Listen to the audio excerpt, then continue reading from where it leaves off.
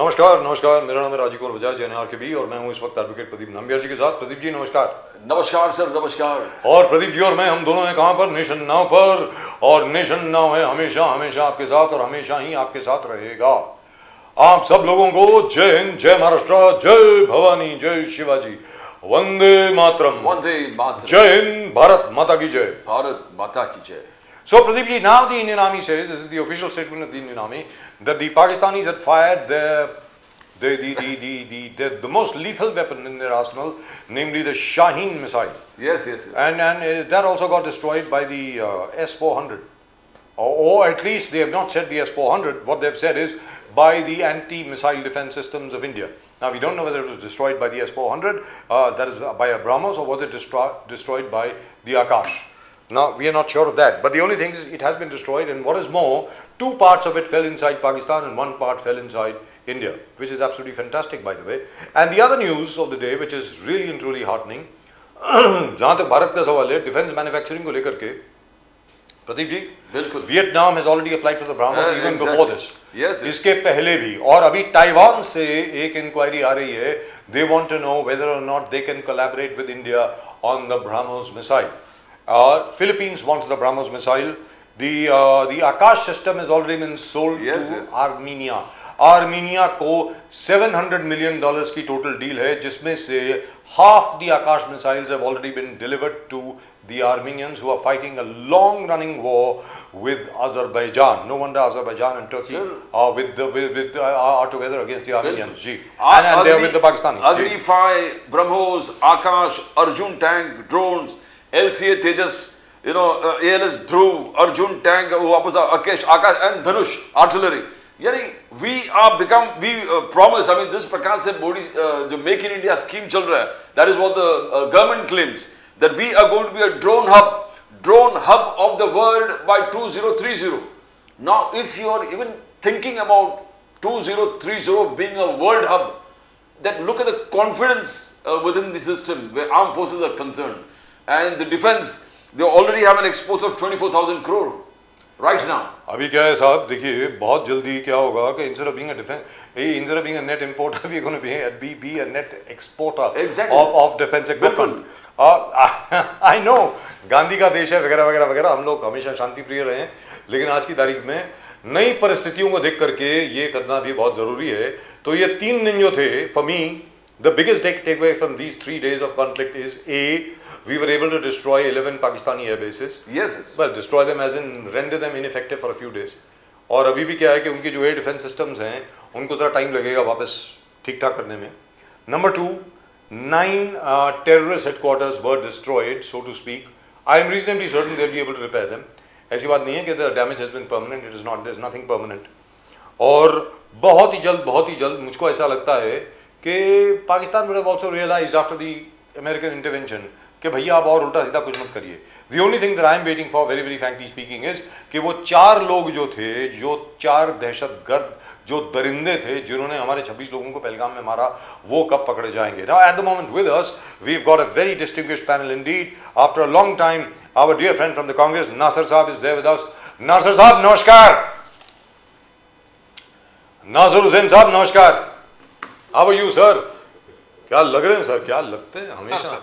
Look at him, yeah. क्या है? No, he's totally trying to copy his leader Rahul Gandhi ji.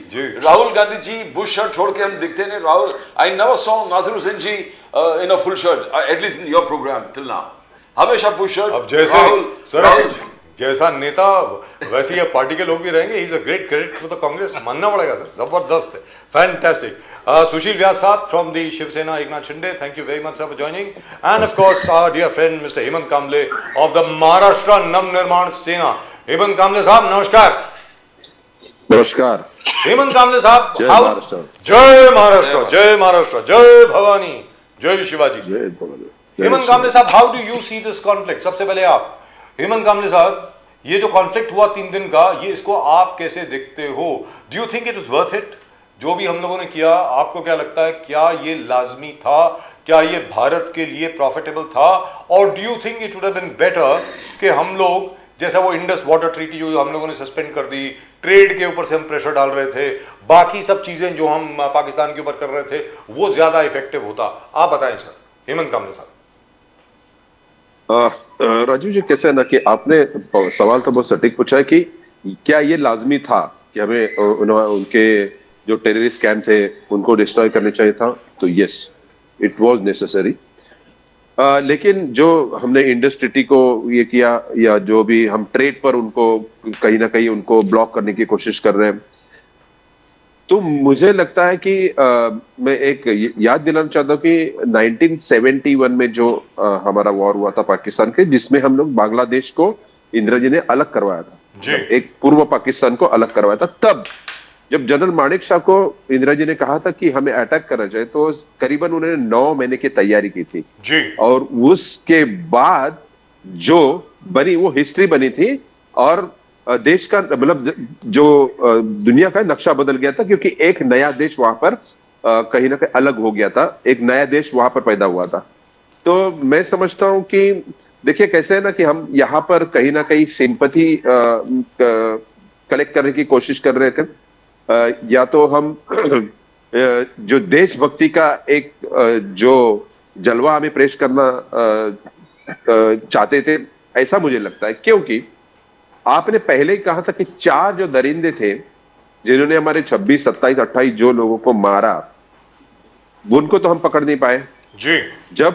जब वो 22 अप्रैल को जो घटना घटी, और उसके बाद तुरंत तो अपनी जो सीमाएं वो सील हो गई होगी जी। एलओसी पर, या जहां पर भी तो बंदोबस्त हुआ होगा, तो इसका मतलब वो तो बाहर निकले नहीं, बाहर तो निकल नहीं गए होंगे। पता नहीं अभी निकल गए या निकले नहीं होंगे।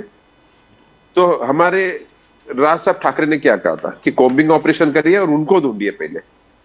अब आपने हमला कर दिया, एक बार आपने हमला कर दिया, उनके 7 या 9 जो भी है टेररिस्ट कैंप को आपने डिस्ट्रॉय किया। उसके बाद उनके जो भी जितने भी एयरबेस थे उनको हमने नुकसान पहुंचाया, और कहा जाता है कि 20% तक हमने उनका नुकसान किया। अब 20% किस मायने में उसको हम किस पैरामीटर पे हम आंकते हैं वो मुझे पता नहीं है। लेकिन उसके बाद का जो वाकया है, अब ये होने के बाद देखिए इंटरवेन किसने किया है? ट्रंप ने। जी।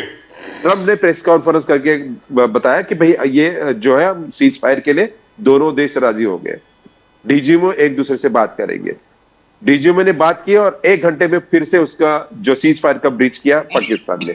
और उसके बाद आज जितने भी बॉर्डर के जो गांव हैं, फिर उरी हो, पूंछ, राजौरी, हमारे दोस्त कितने हैं वहां पर, जितने गए थे वहां पर, जर्नलिस्ट थे या प्रिंट मीडिया के और इलेक्ट्रॉनिक मीडिया के, वो कहते कि वहां पर पूरे गांव के गांव खत्म हो गए। और उसके बावजूद क्या हो रहा है कि हम यहाँ पर तिरंगा रैली निकाल रहे हैं। किस बात की? हमने कौन सी हमने वहां पर जो विजय प्राप्त किया, हमने हमला किया, बात मानते हैं। कितना डिस्ट्रॉय किया वो नहीं, उसका कोई मतलब पैरामीटर पे आका नहीं हमने। और सीज फायर हुआ, उसके बाद हम तिरंगा रैली निकालते हैं, ऑपरेशन सिंदूर उसका नाम देते हैं।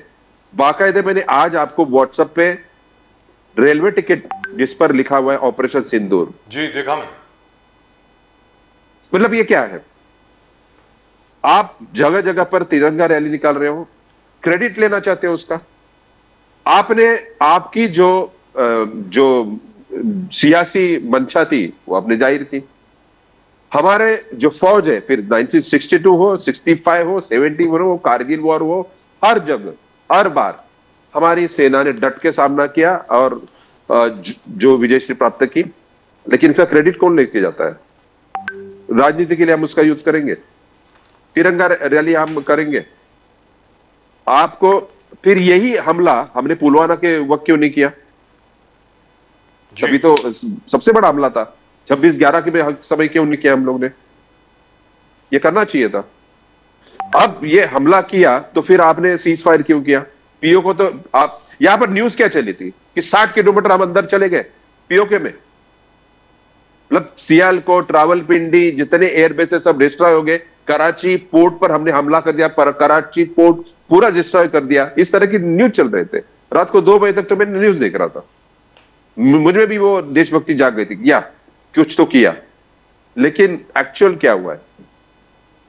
तो कहीं ना कहीं ये हम जिस तरह से राजनीति से इसको जोड़ रहे हैं, और जिस तरह से ऑपरेशन सिंदूर नाम देके अब तिरंगा रैली गली गली पर निकाल रहे हैं, किस बात की निकाल रहे हैं आप? हेमंत कामले साहब, हेमंत कांबळे साहब, बीजेपी का कहना है एक न्यू नॉर्मल मोदी साहब ने इनोवेट किया है। Surgical strike, Balakot strike, operation Sindoor. Operation Sindoor is a new normal. जिस प्रकार से राइटफुली अमित ठाकरे साहब ने मोदी साहब को, जैसे आपने कहा, पूरा वर्णन किया, एक लेटर लिखा है अमित ठाकरे साहब ने कि battle is not yet over, the war is not over, operation sindoor is not over, and you're rejoicing. How do you see the new normal? Modi साहब कह रहे हैं कि हमने न्यू नॉर्मल क्रिएट किया। कांबळे साहब, प्रदीप जी, मुझे एक बात बताइए, 22 अप्रैल को जो वाकया हुआ, तब इंटेलिजेंट फेल्योर था या अमित शाह जी ने कबूल किया? 370 आपने वहां से उठाया, उसके बाद सब कश्मीर नॉर्मल हो चुका है, ऐसे आपका कहना है, तो वहां पर इंटेलिजेंट फेल्योर की बात कहां पर आती है? नॉर्मल है ना? तो इंटेलिजेंट फेल्योर आपका है वहां पर आपने जो, देखिए मेरी खुद की बहन वहां पर थी 2 दिन पहले जो वाकया, उसके पहले उन्होंने कहा वहां पर कोई भी सिक्योरिटी कोई प्रावधान नहीं थे। वो लोग वहां पर जहां पर भी उन्हें लगा कि आइसोलेट एरिया, वहां पर वो गए नहीं, क्योंकि उनको पता था कि यहां पर कुछ ना कुछ ऐसे लगता है कि जो अबनॉर्मल है। तो ये बात को आप ध्यान रखिए कि ये न्यू नॉर्मल वगैरह जिस तरह के नए नए हम डिक्शनरी से वर्ड ढूंढ कर लाते हैं ना, इसको मार्केटाइज करने की कोशिश मत करिए जी। हमने आप यहाँ के आप हमारे पंतप्रधान हो, आप पर पूरा विश्वास है। जहां पर जब वो वॉर सिचुएशन था, हम आपके साथ डटे रहे, खड़े रहे, लेकिन उसके बाद जब हम वहां पर वो जो विक्टोरिया और इसकी जब ये होती है ना, आंकना होता है ना वो पैरामीटर्स पर, तब हम सवाल भी पूछेंगे। आपको एक वाकया बताता हूं, विंस्टन चर्चिल ने वो जो जर्मनी ने उनके ऊपर अटैक किया था सेकेंड वर्ल्ड वॉर में जी, उसका डट के सामना किया, लेकिन उसके बाद का जो इलेक्शन है ना, विंस्टन चर्चिल हारे जी। और जब उन्होंने पूछा कि भाई ऐसे क्यों, तो उनकी जनता ने वहां पर जवाब दिया था, जब वॉर सिचुएशन थी तो आप सही थे, लेकिन वॉर सिचुएशन के बाद आप वॉर सिचुएशन के बाद के लिए सही नहीं हो। करेक्ट। तो ये ना, ये डेमोक्रेसी अगर हम आप मानते हो तो डेमोक्रेसी में हम सवाल पूछेंगे, आपको जवाब देना पड़ेगा। And absolutely very good for us that Winston Churchill lost. So in 1946, very very good that he lost, sir. And Clement Attlee was elected prime minister. Otherwise, Exactly. we would have really had to fight for our independence. Let's be very clear. Winston Churchill, right till the end, remained steadfast against giving independence to India. That's what Churchill said. Anyway, Nasser साहब, आप बड़े दिनों के बाद आए हैं, इसलिए आपसे पूछ रहा हूँ। Nasser साहब, are you happy with what has happened? I'll tell you what I am happy about. I am very happy about is the fact that our defense equipment has worked. मैं उसके लिए बहुत खुश हूं सर। DRDO, ISRO, हमारे जितने भी defence suppliers हैं, L&T, Mahindra's, fantastic, Bharat forge, जबरदस्त। I think this 3-day war has served as a great marketing exercise, advertising exercise for our defense equipment. ये मेरा मानना है। आगे आप बताएं। नासर साहब प्लीज बोलिए, फ्रॉम द कांग्रेस। जी। क्योंकि फौज ने जो अपने शौर्य दिखाई, जो अपना हौसला दिखाया, ताकत दिखाया जी सर। पाकिस्तान को घुटने पे, उसे हमारे फौज पे हमें नाज, हमें कोई शिकवा शिकायत नहीं कि फौज ने क्या किया। फौज ने वो काम करके दिखाया जिस पे हम सब सलाम करते हैं। पर जब राजनीति होने लगती है तब हमारी आवाज उठने लगती है। जब ये बोलते हैं नॉर्मल है, ये नॉर्मल है, तो क्या है न्यू नॉर्मल? जब पूरी हो रहा था, पुलवामा हो रहा था, ये तमाम चीजें हादसा हो रही थी, तब ये सरकार कहाँ थी? ये सरकार क्यों नहीं जागती है? ये देश की रक्षा क्यों नहीं कर पाते हैं? ये सवाल है या नहीं है? आप ये बताइए, कौन सी इंटेलिजेंट आपको वहां से नहीं मिल रहा था? कौन इनपुट नहीं दे रहा था जिसके वजह से ये हादसा, उस पर क्या एक्शन लिया गया? ये सरकार को जवाब देना चाहिए था, पर सरकार ने खामोशी अपनाई। कब तक हमारे नौजवानों की खून वहां बहेगी, हमारे आम लोगों की खून बहती रहेगी? ये सरकार की हम भाषण सुनते रहेंगे, ये कब तक होगी? जब इस मुश्किल की घड़ी में तमाम दुनिया के लोगों ने पाकिस्तान को समर्थन देना चालू किया, कौन सा देश हमारे साथ खड़ा? एक आवाज बताइए जो एक देश हिंदुस्तान के लिए आवाज उठाया। कौन सा न्यू इंडिया आपने बना दिया? बोलते थे विदेशों में हमारा डंका बज रहा है, कौन सा डंका बजा जो हमारे कानों तक आवाज नहीं है? ये सवाल है या नहीं? ये सवाल पूछना पड़ेगा। आपने 122 विदेश यात्रा किया, क्या मिला इस देश को? क्या हासिल किया हमने? कौन सा हमारा रशिया हमारे साथ खड़ा नहीं हुआ, अमेरिका हमारे खिलाफ आवाज दे रहा था।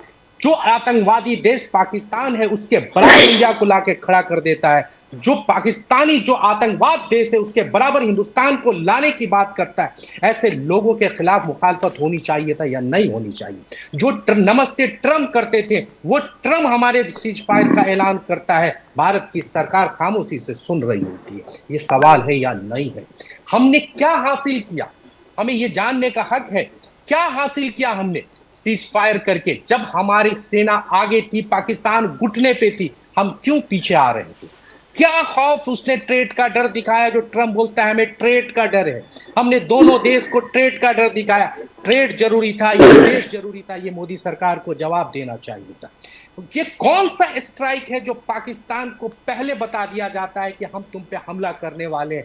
ये क्या, ये मुखबरी नहीं है तो क्या है? ये कोई विदेश मंत्री हम पहले मुखबरी करके फिर हमला करेगा? ये खुद जयशंकर साहब ने आवाज आज मीडिया में बोला है और हम सब ने सुना। आज यही सवाल तमाम देश के लोग बोल रहे हैं, हमने क्या हासिल किया? क्या वो सिंदूर वापस आएगी? नहीं आएगी। जो शहीद हो गए, कितने जवान शहीद हुए हैं, अभी सरकार ने कोई डेटा दिया है? हमने हिंदुस्तान के जब अखबार उठाते हैं तो महाराष्ट्र में लाशें आ रही हैं, हमारे जवानों की लाश यूपी में जा रही है, बिहार में जा रही है, पंजाब जा रही है, पर सरकार नहीं बता रही है कि हमारे जवान कितने शहीद हुए। सरकार की आवाज क्यों नहीं आ रही है? हम ये सरकार लिस्ट आएगी सर, वो तो लिस्ट आएगी, वो लिस्ट तो रिलीज होगी sir, that is part of the protocol. Sir release होगी, अभी नहीं हुई, हम सब जानते हैं, मगर हमने क्या खोया क्या पाया ये सरकार को बताना चाहिए। जब हिंदुस्तान के मीडिया में चल रहा था इस्लामाबाद पे हिंदुस्तान ने कब्जा कर लिया, उस हिंदुस्तान के मीडिया से सवाल करना चाहिए कौन सा इस्लामाबाद हमने कब्जा किया?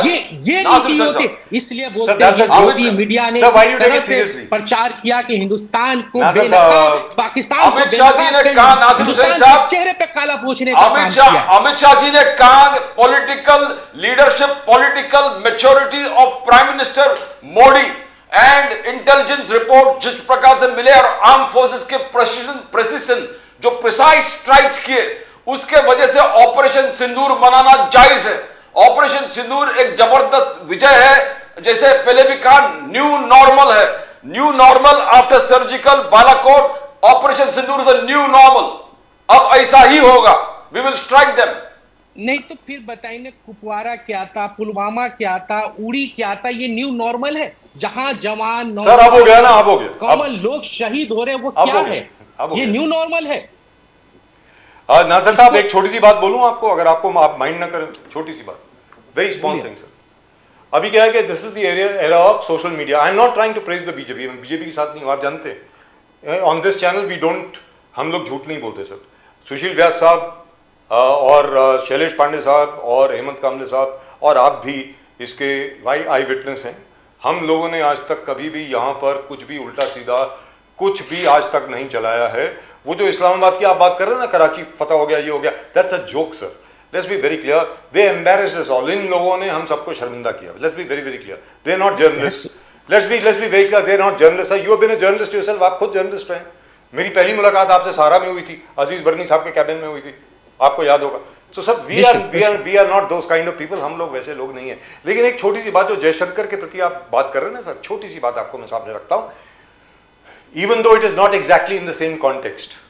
सर उस वक्त के हमारे, ये सुनने वाली बात है, व्यास जी, हेमंत कामले साहब और शैलेश पांडे जी, जरा सुन लीजिए। Shailesh Pande ji, welcome to the show, thank you so much for coming sir. जय भवानी, हर हर महादेव, बहुत बढ़िया लग रहे हैं सर। आप भी लगता है सिर्फ स्पा से आए हैं अभी, फर्स्ट क्लास, बिल्कुल बहुत बढ़िया लग रहे हैं सर। उस वक्त के हमारे विदेश मंत्री सरदार स्वरण सिंह हुआ करते थे, आपको याद होगा, 1971 की बात कर रहा हूं। और सामने पाकिस्तान के जो फॉरेन मिनिस्टर थे साहबजादा यकूब खान थे। तो जब हॉस्टिलिटीज ब्रेकआउट होने वाली थी, सरदार स्वरण सिंह जी ने साहिबजादा यकूब खान से बात की थी और उनको ये कहा था कि भैया ये ईस्ट पाकिस्तान की आप प्रॉब्लम सॉल्व करें। These are the exact words that Sardar Sahab use, we are not able to feed these crores of Bangladeshi, जितने बांग्लादेशी रेफ्यूजी हमारे पास आ गए हैं, हम भाई साहब इनको खाना वाना नहीं खिला सकते, ये आपके सिटीजन्स हैं, आप इनको वापस लीजिए वरना हमें कुछ करना पड़ेगा। हाँ, उन्होंने ये नहीं बोला था कि मैं हमला करने वाला हूं, but Sahabzada Yaqub Khan writes that in his autobiography, and Sahibzada Yaqub Khan was a very respected foreign minister of Pakistan. Unfortunately, very unfortunately for the entire subcontinent, and I know, मुझे मालूम है इसके ऊपर मुझे बहुत गालियां पड़ेंगी, साहबजादा Yaqub Khan was a very respected foreign minister, very matured. Zulfikar Ali Bhutto साहब उल्टा सीधा बोलते रहते थे 1000 years war with India, ये वगैरह वगैरह। साहबजादा यकूब खान साहब जो थे, he was a very matured, very balanced man. उन्होंने अपनी ऑटोबायोग्राफी में लिखा है कि Pakistan was warned before we attack. So this is part of, I suppose, part of some kind of protocol. I am not sure, but you have a right to ask. Not protocol sir, आप मेरी बात सुनिए ना, but you have a right to ask. It's a democracy, you have a right to ask. आपका हक बनता है पूछने का जयशंकर साहब से कि आपने पहले क्यों बताया। अब आप अपनी बात फिनिश करें, मैं जाता हूं सीधा सुशील व्यास साहब के पास। जी बोलिए। 30 सेकंड लेता हूं। बोलिए सर, प्लीज बोलिए सर।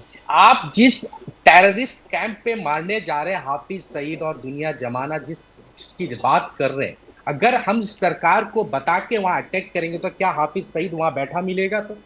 उसे हटा लिया जाएगा। सिर्फ हम बिल्डिंग तोड़ने नहीं गए थे, हम आतंकवाद खत्म करने गए थे। तो बिल्डिंग बनना एक दिन की काम है, वो दूसरे दिन बना सकते हैं, पर आतंकवाद के माफियाओं को खत्म होना जरूरी है। तो आप अगर मुखबरी करके हमला करेंगे तो ये देश के साथ गद्दारी है। बट नासिर साहब वो तो यही बोले कि we are not hitting the army, किसी को खड़ा नहीं कर पाए। We are not hitting the army. Minister की कोई जरूरत नहीं होनी चाहिए इस देश को। हम आर्मी इंस्टॉलेशन नहीं मार रहे, यही तो बोले थे। ब्यूरोक्रेट में जिसने, सुनिए ना प्रदीप भाई, जो कभी चुनाव लड़ा नहीं हो, कुछ जानता नहीं हो, लोकतंत्र के बारे में पता नहीं हो, ब्यूरोक्रेसी के थ्रू लोग आप विदेश मंत्री बन जाते हैं, मगर आपने क्या किया? देश के साथ गद्दारी किया है आपने। Right, so that is his. But I just want to clarify, BJP का क्लैरिफिकेशन है कि हमने सिर्फ उनको कहा कि आर्मी इंस्टॉलेशंस नहीं हम लोग टारगेट करेंगे, सिविलियंस को नहीं टारगेट करेंगे, हम सिर्फ टेररिज्म को। अगर हिंदुस्तान ने कुछ किया हम अटैक करेंगे। एक्ट ऑफ वार है, वो कह रहा था एक्ट ऑफ वार है, और आप इंफॉर्मेशन पास कर रहे हैं। ये गद्दारी नहीं है तो क्या है इस देश के साथ? Right, sir, wonderful. So let me go across to Sushil Vyas sahab. Sushil Vyas sahab, we are still not talking about the elephant in the room. हम लोग सब लोग बात कर रहे हैं ये वो जो लास्ट टाइम आप अकेले थे हमारे साथ, हम लोगों की बात हुई थी कि जब तक जो वास्तविकता में पाकिस्तान के पीछे है, जब तक हम उसकी बात नहीं करेंगे तब तक कुछ हो नहीं सकता। सर व्यास साहब, आपको भी मालूम है मैं किसकी बात कर रहा हूं। 22 अप्रैल को ही जब अटैक हुआ, आपको भी याद है, आपने भी याद दिलवाया था कि अकेले हम ही थे यहां पे जिन्होंने बात करी थी कि भैया इसके पीछे चाइना है, जरा नजरें इनायत करें उस तरफ। सीधी सादी बात है। And let me tell you this, what have the Chinese done? Arunachal Pradesh को कोई नया नाम दे दिया है। मेरा तो यह कहना है सर कि जो उनका वो जो प्रोविंस है जहां पे सारे मुस्लिम रहते हैं, ईस्ट तुर्कमेनिस्तान, जो असली नाम जिसका ईस्ट तुर्कमेनिस्तान है, जिसको वो कुछ और बोलते हैं, we should claim it as ours. I tell you why, because 600 years ago और 700 years ago the spoken language over there was Sanskrit. वहां पे केव पेंटिंग्स डिस्कवर हुई हैं जहां पे पूरी रामायण का जहां पर पूरा का पूरा जिक्र है। Sir why don't we do that? Sushil Vyas Sahab, अब चाइना के जितने डिस्ट्रिक्ट हैं, फॉर एग्जांपल तिब्बत जो है, that was part of Maharaja Ranjit Singh empire. Sir why don't we claim it? Claim करने में क्या है?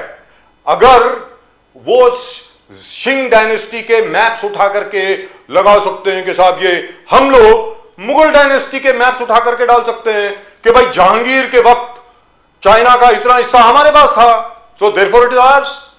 बोलिए सर व्यास साहब प्लीज। बजाज जी नमस्कार। नमस्कार सर, जय हिंद। ये जो सारी घटनाओं को आपने बताया जी, मैं समझता हूँ इन घटनाओं का अस्तित्व काफी वर्षों पुराना है। जी हाँ, और इसका जवाब पूर्ववर्ती सरकारों को भी दे देना चाहिए था, या जो कदम उनको उठाना चाहिए था वो उठाने में फेल रहे। ये तो इसको तो बड़ी ईमानदारी से मान लेना चाहिए। जी बिल्कुल। और अब रही बात, आपने जो कहा चाइना के किसी प्रदेश में मुस्लिम ज्यादा हैं और वो पूर्ववर्ती वहां संस्कृत बोली जाती थी, मगर एक विदेश नीति का हिस्सा है जिसकी चर्चा आप जानते हैं, उसका एक लेवल अलग है। वहां पे विदेश नीति की चर्चा होकर के कूटनीति के माध्यम से जो कदम उठाने चाहिए उठाए जाएंगे, और उठाने चाहिए थे। आपके जिन वाक्यों को अगर मैं समराइज करूं तो आपकी जो भावना है वो आज तक वो कदम उठा लिए जाने चाहिए थे। ठीक है, स्थिति परिस्थितियों के अनुसार शायद पूर्ववर्ती सरकारों या वर्तमान सरकार के कार्यकाल में वो कदम नहीं उठा पाए होंगे, लेकिन निश्चित रूप से इतनी गंभीर अगर कोई चीज है तो, और चाइना की जो हमारे को तकलीफ समय समय पे हो रही है, वर्तमान में जो 3 दिन का सो कॉल्ड कॉन्फ्लिक्ट हमारा पाकिस्तान के साथ हुआ, उस समय भी चाइना का जो रूप सामने आया, आप जो बात कह रहे हैं उसको निश्चित रूप से sir, it is called the Jinjiang autonomous region, it is called the Jinjiang autonomous region, और वहां पे ओघर मुस्लिम्स हैं, और ये ओघर मुस्लिम्स में से sir, it is the UNHCR report, not my report, not India's report, उसमें यह कहा गया है the largest number of Muslims in concentration camps anywhere in the world are there, the Chinese have imprisoned them. और sir आपको मालूम है the China की जो अथॉरिटेटिव डेफिनेशन है इस्लाम की, do you know what it is? Sir it is from Beijing, it is in their book. ये government of China के सुनने वाली बात है। शैलेश पांडे जी आपके पास आ रहा हूं इसके बाद। They have said Islam is a disease, this is what China has said. And look at the Pakistanis. Pakistan is not a state, it's a pimp. It's not a country, it's a pimp of China, and I have no hesitation saying that. अब आप बोलें, व्यास साहब, please go ahead. Bajaj जी, आपने जो अंतिम 2 वाक्य कहे, आपकी जो स्ट्रॉन्ग भावना है जी। पाकिस्तान के बारे में और चाइना के जो विचार हैं, मैं बिल्कुल सहमत हूं आपसे। और मैंने जिस तरह से कहा कि ये कूटनीतिक के विषय है और विदेश नीति से संबंध रखता है, और इसका हल जो है उसी स्तर पे हो सकता है। माफ करेंगे कि इसका चर्चा मेरे जैसा एक प्रवक्ता जो कर रहा है। Vyas ji, doctor Eknath Shinde ji is leading a delegation from India across the world to impress upon the world किस प्रकार Pakistan is a terror hub. We are all proud, the whole Maharashtra and the country is proud, but UBT has something else to say. बोले कि एकनाथ शिंदे जी, sorry Shrikant Shinde जी क्या करेंगे बाहर जाके। किस प्रकार से वर्ल्ड अफेयर्स में भी लोकल पॉलिटिक्स कैसे देखते हो व्यास जी? नामबिहार जी, अब यूबीटी की हालात तो ऐसे हैं कि उनकी दशा और दिशा में क्या होगी, उनकी हताशा निराशा, जो सुबह 9 बजे उनके राष्ट्रीय प्रवक्ता या अंतरराष्ट्रीय प्रवक्ता बोल देते हैं। अब उन्होंने तो यहाँ तक कह दिया ये पॉलिटिकल टूरिज्म है। अब बताइए, देश के मसले को जब हम पूरे विश्व के स्तर पर पे हमारे जो अनुभवी लोगों को भेज करके अपने उठाना चाह रहे हैं या उनको बताना चाह रहे हैं, तो उसको वो टूरिज्म कह रहे हैं। अब ये टूरिज्म है या नहीं है, वो अपने ही दल की प्रवक्ता बहन प्रियंका चतुर्वेदी से पूछ लेते हैं कि भाई ये टूरिज्म है तो आप क्यों जा रही है।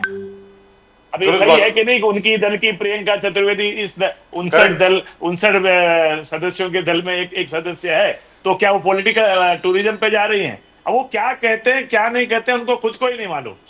अब ये विदेश नीति का, जैसे मैंने कहा, अंतरराष्ट्रीय स्तर पर भारत की बात को रखने के लिए हमारे अलग अलग, देखिए ये जो एक नैरेटिव फैलाया जा रहा है, तो मैं आपसे बहुत विनम्रता के साथ कहना चाहता हूं कि ये जो 59 लोग चुने गए हैं, न तो वो राज्यसभा के चेयरमैन ने चुने हैं, न लोकसभा के अध्यक्ष ने चुने हैं, ये भारत की सरकार ने चुने हैं और उनके अनुभव के आधार पे चुने हैं। इसको दलीय राजनीति से ऊपर उठा के देखना चाहिए। आज देखिए, शशि थरूर जी का जब चयन हुआ तो एक अलग उनके ही दल से उसके बारे में किंतु परंतु की बातें आने लगी। क्या शशि थरूर जी आज की तारीख में विदेश विषय नीति से संबंधित जो संसदीय दल है उसके अध्यक्ष नहीं है? वो उसके लायक तो हैं, लेकिन उसी विषय पर अगर उनको विपक्ष विदेश भेजा जाए वर्तमान सरकार के द्वारा एक नेता अपने दल का बना के, तो आप उसका विरोध करने लगते। अरे भाई, ये कुछ समय और काल ऐसा होता है जब हमें दलगत राजनीति से उठ करके देश के हित में बात करनी चाहिए। जब माननीय अटल बिहारी वाजपेयी जी को नरसिम्हा राव जी ने भेजा तो किसी ने ये नहीं कहा, किसी बीजेपी ने उसको प्रश्नवाचक प्रश्न नहीं लगाया, क्योंकि देश उस समय तत्कालीन प्रधानमंत्री और उस सरकार को लगा कि वाजपेयी जी राइट पर्सन है, जाके वहां यूएनओ में भारत की तरफ and Shashi Tharoor was deputy chairman. He was deputy chairman for 15 years. He's worked in the So that's what I'm saying. That's right. So the people must realize. Yes. कि party राजनीति से ऊपर उठे। I think Nasir Saab wants to say something about that, but I'll come back to you because Shailesh Pandey Saab has not spoken at all. So Sushil Vyas ji, if you, I beg your pardon, I must go across to Shailesh Pandey Saab. Shailesh Pandey ji, अब आप ये बताएं, ठीक है साहब, delegation जा रही है, सबको जा रहा है, जो पीवी नरसिम्हा राव साहब ने किया 1994 में, वो मोदी जी भी कर रहे हैं। Actually I think Modi ji has studied, ये मेरा मानना है, क्योंकि मोदी जी को मैं बहुत अच्छी तरह जानता हूं। मैंने पहले भी आपसे कहा था, जब वो चीफ मिनिस्टर हुआ करते थे गुजरात के, तो 2 महीने में एक बार उनसे बात हो जाया करती थी। प्रधानमंत्री के बनने के बाद उन्होंने बात करनी बंद कर दी, सीधी सादी बात है। But he is the prime minister. I am sure जब हमारा चैनल आप लोगों के आशीर्वाद की वजह से और दुआ की वजह से बहुत बड़ा हो जाएगा, फिर दोबारा बातचीत शुरू हो जाएगी। ऐसी बात नहीं है। बाकी सब लोग बात करते हैं सर, बाकी सब लोग बहुत अच्छी तरीके से बात करते हैं, लेकिन वो प्रधानमंत्री हैं, क्यों बात करेंगे भाई, unless and until it is absolutely important. तो लेकिन मेरा ये कहना है सर, मैंने एक चीज देखी है मोदी जी के बारे में। मोदी जी ने इंदिरा जी को और नरसिम्हा राव जी को बहुत अच्छी तरीके से उन्होंने स्टडी किया है। मैं मानता हूं, मतलब he has really studied both of them, and उनकी जो जो अच्छी चीजें हैं उन्होंने निकाल करके अब इंप्लीमेंट करनी शुरू कर दी है मोदी जी ने, very frankly speaking, and there is no harm in admitting. But at the moment जिस तरीके से हम लोग हर जगह पे भेज रहे हैं, और ये भी मैं अपने दर्शकों को बता दूं, ये बात बिल्कुल ठीक है कि जब ये कॉन्फ्लिक्ट शुरू हुआ था, India seem to be isolated, हमारे साथ कोई खड़ा नहीं था। Let's be very clear on that, there is no doubt. Apart from Italy, apart from Poland, Honduras and a couple of other minor nations and some African countries and Vietnam and Taiwan, हमारे साथ कोई major power नहीं थी। अब जाकर के धीरे धीरे चेंज हो रहा है, जब असलियत बाहर आ रही है। Let's be very clear Shailesh Pandey sahab, the world respects power. पूरी जो दुनिया है वो सिर्फ पावर और वेल्थ को रिस्पेक्ट करती है। आज की तारीख में भारत की जो अर्थव्यवस्था है वो $4.26 ट्रिलियन की है, soon to become $5 trillion. We are the 5th largest economy in the world. My calculation is by September we will be the 4th largest economy in the world. और ये जो 60 लोग एमपी जो हैं वो आसपास जा रहे हैं, इट इज एब्सोल्युटली नेसेसरी। अब आप बोलें सर, ये जो 3 दिन का युद्ध हुआ उसमें भारत ने आज अगर आप देखते हैं क्या पाया और क्या खोया, अब आप बताएं सर पांडे साहब। देखिए, भारत ने क्या पाया क्या खोया, मैं तो ये देख रहा हूं और पूरी दुनिया देख रही है, पूरा देश देख रहा है कि हिंदुस्तान की फौज, भारत की सेना का जो शौर्य और पराक्रम है उसकी आज पूरी दुनिया में तारीफ हो रही है। No doubt. आज पूरी दुनिया में हमारे आकाश की, हमारे ब्रह्मोस की चर्चा हो रही है, हमारे सुदर्शन चक्र की चर्चा हो रही है। रशिया आज हमारे साथ S-400 का जो एडवांस वर्जन है S-500 वो बनाना चाहता है, उसने हमें ऑफर दिया हुआ है। दुनिया के अनेक देशों से जो हमारे शौर्य का प्रताप देखकर जो हमारे डिफेंस के इक्विपमेंट है उसकी मांग बढ़ गई, उसके ऑर्डर्स बढ़ गए, और पहले की अपेक्षा हमारा उसमें एक्सपोर्ट भी बढ़ा है कई सालों में। और इस लड़ाई के बाद हम एक हथियार निर्यातक बड़ा देश के रूप में उभरेंगे, ये हमने पाया है। हमने ये पाया है कि हमारे देश का शौर्य, हमारी देश की कूटनीति, रणनीति, मोदी नीति की भी चर्चा पूरी दुनिया में हो रही है, और आज हर तरह से गुणगान हो रहा है। और ये लोग कह रहे हैं कि ये पहले का युग नहीं है, ये मोदी युग है, ये घुसकर मारता है, ये जवाब देता है, ये ईंट का बदला पत्थर से लेता है। वरना जो लोग टिप्पणियां करते हैं वो ये बताएं कि इसके पहले भी जब 100 आतंकवादी हमले हुए तो आपने कितने आतंकवादी हमलों का जवाब दिया। ये युद्ध नहीं था, ये आतंकवादी हमला था। इस चीज को समझने की जरूरत है। हमने उरी का बदला लिया, घुसकर सर्जिकल स्ट्राइक की, हमने आज भी घुसकर सर्जिकल स्ट्राइक की। और ये जो बार बार हम पे उंगली उठाई जा रही है ना, ये उंगली नहीं उठाना चाहिए। ये आप एक तरह नहीं, सुनिए मेरी बात पूरी हो जाने दीजिए। मैं जो लोग टिप्पणियां कर रहे हैं मैं उनको यही कहूंगा, विरोधी पार्टियों को, कांग्रेस को, संजय राउत को, राहुल गांधी को, कि जाकी रही भावना जैसी प्रभु मूरत देखी तिन तैसी। आस्था और विश्वास की नींव हिल चुकी है, सत्य, ईमान, मानवता को कांग्रेस और एनडीए अलायंस की राजनीति निगल चुकी है। जिस वक्त सेना के शौर्य, देश और सरकार के साथ हम खड़े होने के लिए हमें कटिबद्ध होना चाहिए, उस वक्त हम संसद से तो कहते हैं कि नहीं हम देश के साथ हैं, लेकिन संसद के बाहर अनेकों अनेक संजय राउत, अनेकों अनेक कांग्रेस के नेता भारत माता के सेनानियों के शौर्य पर उंगली उठाते हैं। मुझे बहुत ही दुख है इस बात का। और दूसरी बात, आपने तो भारत की सेना ने हर प्रेस कॉन्फ्रेंस में जो भारत की सेना ने कार्रवाई की, जो शौर्य किया, वो भारत की सेना के प्रेस कॉन्फ्रेंस ने बताया। फिर जी। उसके बाद तो कुछ सुनने को जानने को शेष ही नहीं रह जाता ना। उसके बाद तो हमें तिरंगा यात्रा निकालकर जो लोग शहीद हुए हैं उनको श्रद्धांजलि देना, और जिनके सर, शौर्य और शहीदों की लिस्ट तो पराक्रम दे से दो। हमने ऑपरेशन सिंदूर सफल किया है, उनको अभिवादन करना, जी, उनको प्रदीप जी। नमन पांडे जी। करना, उनको नमस्कार करना। पांडे जी, सब आपके साथ है, कांग्रेस हो कोई भी, सब पार्टी, ऑल पार्टी मीटिंग में सब पॉलिटिक्स कह रहे कि जब आपने कहा बदला नहीं न्याय है, यह आपका स्लोगन था बीजेपी का, बदला नहीं न्याय है, और ऑपरेशन सिंदूर के माध्यम से हम अचीव किए हैं, मगर पॉलिटिक्स आप करने लगे। कांग्रेस से 4 नाम मांगे थे आप, कांग्रेस से 4 नाम मांगे थे, एक को ले लिया, 4 नाम मांगे थे, एक ही को ले लिया। क्या यह पॉलिटिक्स नहीं है?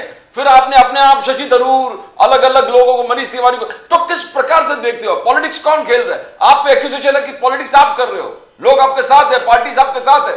पांडे जी, नहीं, ये आरोप बेबुनियाद है, मैं इसका खंडन करता हूं।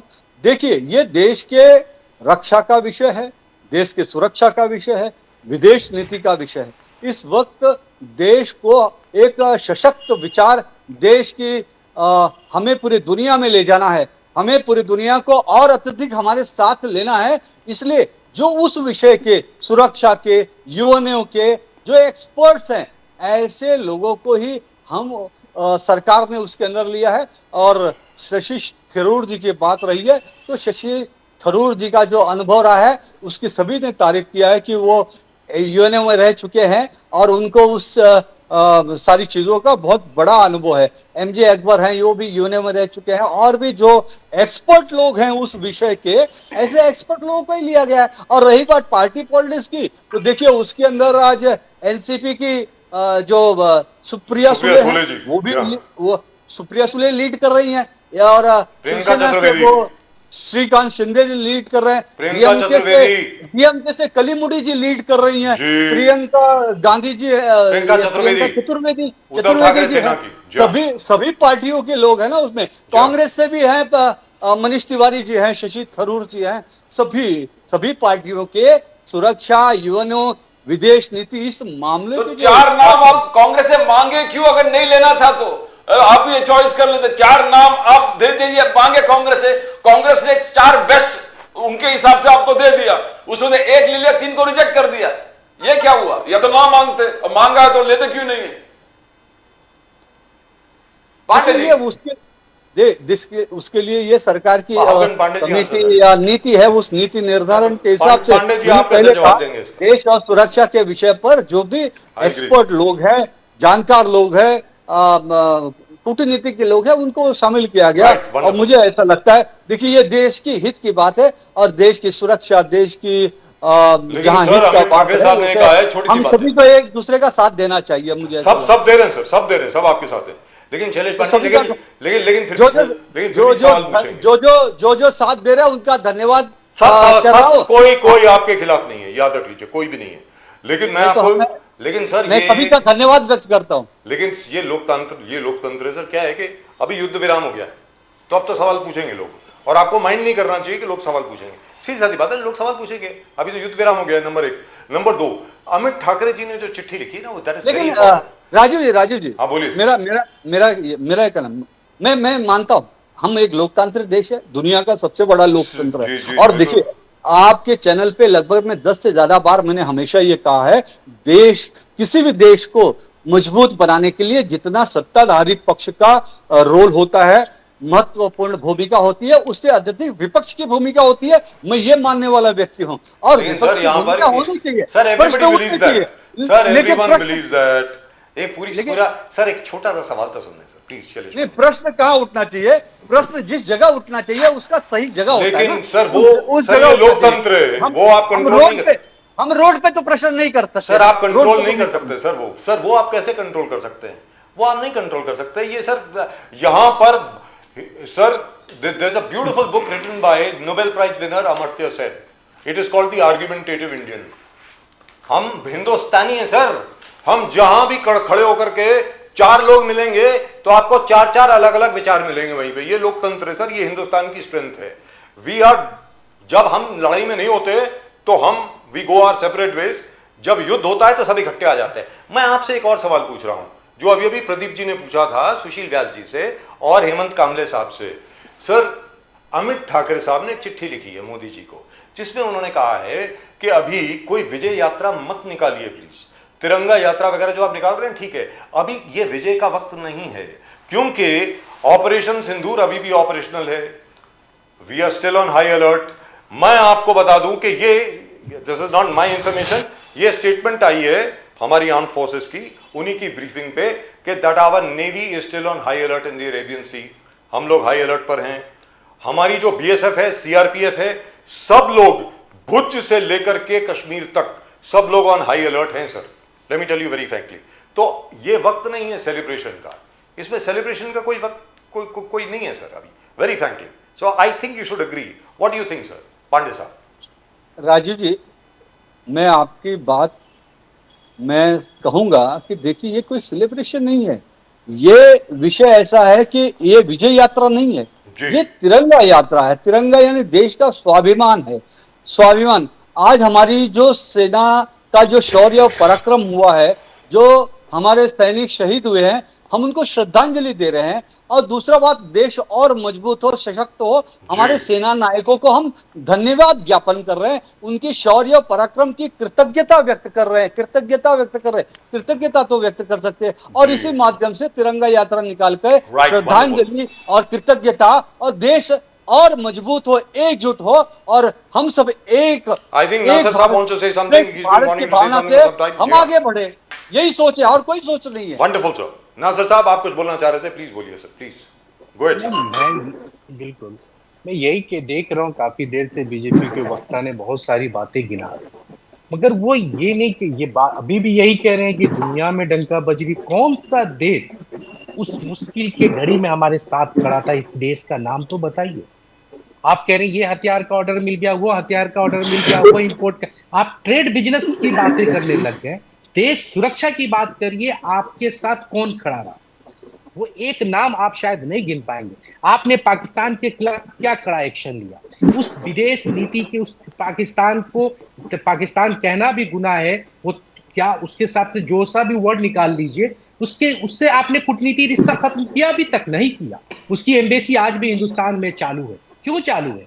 क्यों उसके साथ सारे रिश्ते खत्म नहीं कर रहे? आपने बोला था हम सिंधु नदी की जो डील है वो कैंसिल करते हैं, ये पानी नहीं मिलेगा, खून और पानी एक साथ नहीं बह, क्या आज पानी नहीं बह रहा है वहां? कौन सा पानी आपने रोक लिया है? कौन सा डैम बन गया रातों रात? अरे आज आप अगर डैम बनाने जाएंगे तो 50 साल लगेगा सर, पांडे जी, 50 साल लगेगा, तब जाके भी पानी शायद बंद होगा कि नहीं हो, क्योंकि करोड़ों साल से वो पानी बह रहा है। वो सिर्फ कहने और सुनने में अच्छा है, हकीकत में वो बेहतर नहीं है। आपको भी मालूम है, अगर आप थोड़ा सा भी रिसर्च करें, जो टर्की जो हमारे नफरत फैला रहा था, जो आपने टर्की का इतिहास जानते होंगे, जो पूरे मिडिल ईस्ट को बंटवारा करने वाला कोई देश है तो वो टर्की है। वो नफरती टर्की जो 1800 किलोमीटर का जो रेलवे लाइन था जो मिडिल ईस्ट में बिछा था, 1917 से जो तोड़ना शुरू किया, आज को पूरे मिडिल ईस्ट को बर्बाद करने वाला कोई शख्स था तो वो टर्की देश था। वो देश के साथ हमने कौन सा कूटनीतिक रिश्ता भी खत्म किया है? कोई रिश्ता खत्म नहीं कर रहे। हम ऐसे लोगों के साथ क्यों ट्रेड रिलेशन रखना चाहते हैं जो हमारे देश के साथ नफरत दिखाते हो, वो आतंकवादी देश के साथ खड़ा रहता हो? ऐसे देश के साथ कोई ट्रेड नहीं होना चाहिए, कोई रिलेशन नहीं होना चाहिए। ऐसे आतंकवादी देश के साथ मुंहतोड़ जवाब देना चाहिए। तो मैं उसमें सारी देश भारतीय जनता पार्टी के साथ नहीं थी, हमारी सरकार के साथ जरूर खड़ी थी कि सरकार के साथ कंधे से कंधा मिला के, मगर तकलीफ तब होता है जब दूसरे देश का राष्ट्रपति हमारे देश का सीजफायर का ऐलान करता है। अगर देश के प्रधानमंत्री आते, देश को संबोधन करते, अब बोलते हम इस वजह से सीजफायर कर रहे हैं, तो हमारी कोई तकलीफ नहीं होती। मगर अगला देश एक आतंकवादी देश के साथ जब हिंदुस्तान को खड़ा कर देता है तब हमें तकलीफ होता है। कहां हिंदुस्तान, कहां पाकिस्तान, दोनों का कोई तालमेल नहीं है, पर उस देश के एक लाइन पे ट्रम्प ने लाके खड़ा कर दिया जिसको हम नमस्ते ट्रम्प कहते थे, तो हमें तकलीफात होगी। क्योंकि हम इस देश के मोहब्बती लोग हैं, हम इस देश के लिए मरने जीने वाले लोग हैं, क्योंकि हमने इस देश को आजाद कराई है, हम इस देश के लिए खूने बहाई है, हमारे लोगों ने जान गंवाई है, तो हमें तकलीफात होगी। हमारे हिंदुस्तान को एक आतंकवादी देश के बराबर कोई खड़ा करेगा तो बजाज भाई इस बात का तकलीफ है। अभी इन्होंने कहा व्यास जी ने कि अटल बिहारी वाजपेयी जी को उन्होंने भेजा। अटल बिहारी वाजपेयी को जिनका नाम हम लोगों ने चुना तो उनके पार्टी से राय मशवरा करके चुना था, कोई हमने डायरेक्ट नाम नहीं प्रमोट कर दिया था कि आप जाइए, आप भले बीजेपी उसके खिलाफ हो। हमने जो नाम दिया, इन्होंने कहा आपको ऑल पार्टी मीटिंग बुलाते, उसके अंदर बात करते, उसमें से नाम लेके आप भेज देते। पूरा विपक्ष आपके साथ था, विपक्ष अभी भी आपके साथ था, पर आपने विपक्ष को बिल्कुल नेग्लेक्ट कर दिया। ऐसा नहीं हो सकता है। जब संकट की घड़ी होती है तो विपक्ष को अपने साथ खड़ा किया जाता है, ना कि विपक्ष को अलग कर दिया जाता है। आप कौन होते हैं किसी पार्टी से दूसरे के नाम को चुनने वाले? आपने क्या देखा कि इसके विदेश नीति में ये है? श्रीकांत शिंदे को कौन सा नॉलेज है विदेश नीति का? कौन सा विदेश के मंत्री रहे जो उनको पूरी नॉलेज है, उनको आपने टीम लीड करने दे दिया? कौन सा नीति है बताइए?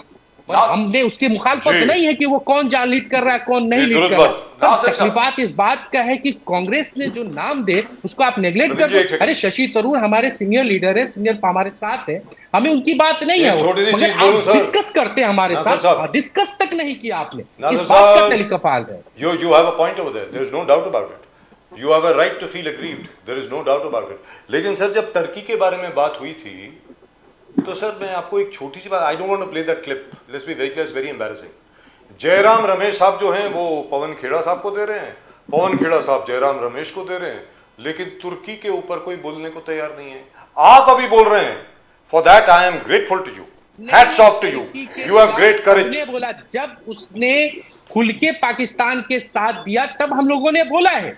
आप देख लीजिए, जब उसने ट्वीट करना शुरू किया कि हम पाकिस्तान के साथ हैं, तो हमारे सारे प्रवक्ताओं ने पार्टी का लाइन हुआ है कि हम टर्की का बाइकाट करते हैं। जो टर्की नासिर साहब बार बार ये जो कह रहे हैं कि मोदी जी ट्रंप के दादागिरी और मोदी जी चुप क्यों है, और आज जिस प्रकार से पवन खेड़ा साहब ने कहा कि ट्रंप के पास मोदी जी और जयशंकर के सीक्रेट कुछ है, सीक्रेट ये कहां तक ले जा रहे हो, कहां तक ले जा रहे हो? जैसे शरद पवार साहब ने कहा कि लोकल इश्यूज को ग्लोबल प्लेटफॉर्म में क्यों लेके जा रहे हो? नासिर हुसैन साहब नहीं देखिए, हम लोगों को मैंने अभी कहा ना, जब ट्रम्प कौन सी ताकत की वजह से वो हमारे को नेग्लेक्ट किया, उसने क्यों नहीं हमारे देश, वो कौन होता है, वो हमारे देश का कौन है, वो दूसरे देश का प्रेसिडेंट है, वो कौन होता है हमारे देश का डिसीजन लेने वाला, वो कौन होता है सीज फायर करने वाला? जब नमस्ते ट्रम्प आप कर रहे थे, उनके साथ गले मिल रहे थे,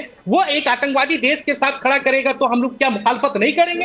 आप उसका ट्वीट पढ़ के देखिए, वो क्या लिखते हैं, पाकिस्तान एक मजबूत देश है, हिंदुस्तान एक कहां पाकिस्तान के साथ मजबूत देश के साथ हमें मिला रहे हो? कौन सा आतंकवादी देश के साथ हमें बराबर खड़ा कर रहे हो? तो हमें तकलीफ नहीं होगा? तब हम कहते हैं ट्रम्प के साथ आखिर कौन सा राज है जो ट्रम्प हमें दबाएगा? क्या रशिया, आप जब आप ये देखिए, जब 1971 का वार था, यूएसए हमारे खिलाफ खड़ा था, रशिया हमारे साथ आया, हमने उसकी मुखालफत की या नहीं की? हम आंखों में आंखें डाल के बात की या नहीं की? हम उसके कदम से कदम पीछे हटाया क्या? पर आपने क्यों उसके बातों में आ गए?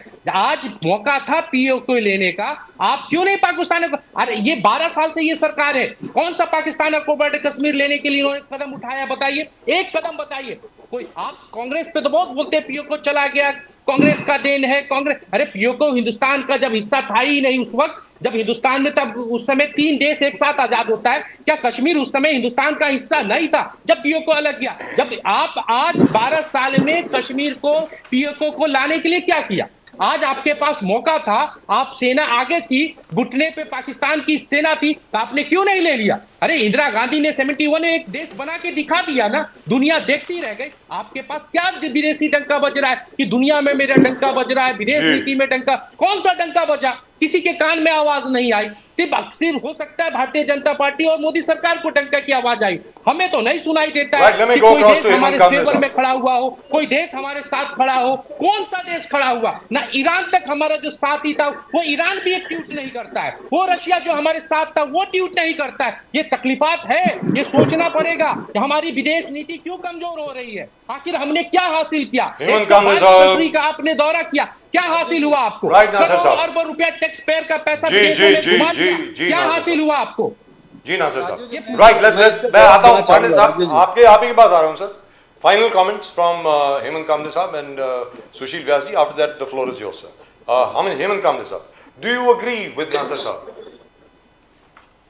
जी देखिए कैसे है ना कि सेकेंड राउंड में आने में मुझे बहुत वक्त लगा, मैंने सबकी बात बहुत ध्यान से सुनी। देखिए विदेश नीति हमारी क्या है और हमारे देश के अंदरूनी मामला क्या चल रहा है। यहाँ पर जो पहले हमने कहा कि भाई हमारे सेना के पराक्रम पर, उनके शौर्य पर कोई शंका नहीं है।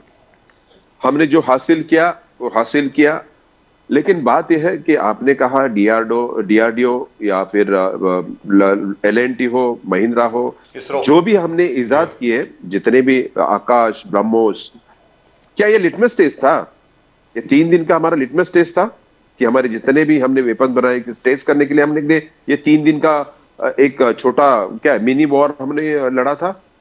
उसके बावजूद हमारे पांडे साहब जो है, एक सवाल पूछना चाहता हूं कि सोफिया कुरैशी और योमिका सिंह जो विक्रम मिस्री के साथ आते थे, ये बहुत बड़ा कदम था भारत के लिए कि जो ब्रीफिंग थी हमारी 2 महिला कर्नल वहां पर कर रही थी, जो महिला अफसर वहां पर कर रही थी, लेकिन उनके बारे में विजय शाह नाम के जो आपके मंत्री ने जो वहां पर कमेंट किए, इसके लिए आपने कौन सी एक्शन ली उनके ऊपर? कौन सी एक्शन ली? पार्टी से बर्खास्त क्यों नहीं किया? वो मंत्री है आपके मध्य प्रदेश के। एक कोई मंत्री कहता है कि भाई तीनों सेना के तीनों दलों को नतमस्तक होना चाहिए मोदी जी के कदमों पर। ये कौन से मतलब क्या चल रहा है सर वो? ये क्या चल रहा है? जहां पर हम कहते हैं कि हम मोदी जी के साथ हैं, सेना के साथ है, देश एक साथ है, हम कहते हैं ना आपके साथ है, लेकिन उसका क्रेडिट लेने के लिए आपको ये तिरंगा यात्रा निकालने की जरूरत नहीं है। अभी ऑपरेशन सिंदूर अभी भी जारी है। सेना के हमारे अफसर कहते हैं कि ऑपरेशन सिंदूर अब तक रुका हुआ नहीं है, तो इतनी जल्दी क्यों है क्रेडिट लेने की? दूसरी बात है, अब तुर्की पर हमने बैन लगा दिया कि उनको हमने ट्रेड पर हमने ये कर दिया, अजरबैजान पर किया, चाइना पर क्यों नहीं? अगर सब जगह से हम अगर पूरी तरह सक्षम है, हम पूरी तरह सक्षम है, तो अक्साई चीन जो अभी अरुणाचल के नाम वहां पर चेंज कर रहा है चाइना, हम वहां पर क्या एक्शन लेने वाले हैं? सवाल तो हम पूछेंगे, ये डेमोक्रेसी है, लोकतंत्र है, सवाल तो पूछेंगे। आप अच्छा करेंगे, हम आपकी तारीफ करेंगे। क्यों महाराष्ट्र नवनिर्माण से 370 हटाने पर हमने आपकी ये नहीं कही थी? हमने आपको सपोर्ट किया था। जहां जहां पर अच्छा कुछ होता है हम सपोर्ट करते हैं, लेकिन जहां पर गलत होगा, ये हमारा हक है, हम सवाल उठाएंगे और आपको जवाब देना पड़ेगा। कामराज साहब, you have appreciated MNS Raj Thackeray साहब ने यह भी अप्रिशिएट किया कि छली के खिलाफ जो एक्शन लिया है सरकार ने, उनका सिक्योरिटी क्लियरेंस विड्रॉ करना, you have appreciated the social media. But Modi ji आगे जाके कह रहे हैं कि जिस प्रकार से कांग्रेस ने डिफेंस को नजरअंदाज किया था, एग्जाम्पल वो दे रहे कि आईएनएस विक्रांत को कांग्रेस ने निग्लेक्ट किया, मोदी जी ने उसको रॉक बना दिया। आज विक्रांत एक जबरदस्त इंस्ट्रूमेंट ऑफ डिफेंस हो गया है और पूरे अरेबियन सी और पूरे सीज को जिस प्रकार से देख रहे, तो उनका कहना वो है कि the Congress earlier governments have failed to recognise the urgent defence needs. Kamle Sahab, देखिए हमने कब कहा, देखिए मैं वही कहना चाहता हूं ना कि हमने ये लिटमस टेस्ट किया 3 दिन का और वॉर लड़के। अगर हमें लड़ना था, हमें पीओके लेना चाहिए था। फिर 60 किलोमीटर अंदर घुस गए थे ना हम। 60 किलोमीटर अगर हम अंदर घुस गए थे, आपने न्यूज पर हमने पढ़ा, न्यूज पर हम देख रहे थे कि 60 किलोमीटर तक अंदर तक हम पीओके में घुस गए हो। हमने कराची को डिस्ट्रॉय कर दिया, हमने रावलपिंडी, इस्लामाबाद, सियालकोट जितने एयरबेस ध्वस्त किए। सेना को हम सपोर्ट करते, हम मोदी जी का भी चलो हम अभिनंदन करते, लेकिन फिर हमने पीओ को लेने का हमने मौका क्यों खोया? यहां पर अगर ट्रेड की बात है तो वहां पर ट्रम्प कहते हैं टीम कुक को, एप्पल के टीम कुक को, कि जितने भी असेंबली प्लांट है बंद कर दो। क्यों कहते हैं? अब पाकिस्तान से हमारा मुकाबला क्या है?